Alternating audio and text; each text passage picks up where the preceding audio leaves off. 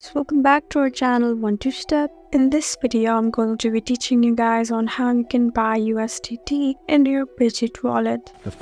So guys, if you're planning on buying USDT but you don't know how to do so, then this video is for you. First of all, you just need to go to this website over here since we're buying USDT in PC. And now scroll all the way down till you find tools over here, and right under you can find the option that says buy crypto. Just go ahead and tap there. Now you would be in this page, so just go ahead and select the amount that you want. Let's say you want $1,000 worth of USDT, then you can see the USDT is right here. You can also change it to whatever token that you want to buy. Since you want to buy USDT, I'm just letting it be. And now right under you can just select the payment method that you want. You can either choose Apple Pay, your Visa card, or debit credit cards, and many more. And once you've selected all of them, you can just go ahead and tap on buy, and then you'll successfully be able to buy USDT in your Bitget wallet account. So guys, there you go. That's how you buy USDT in your Bitget wallet account in PC. I hope this video was helpful for you.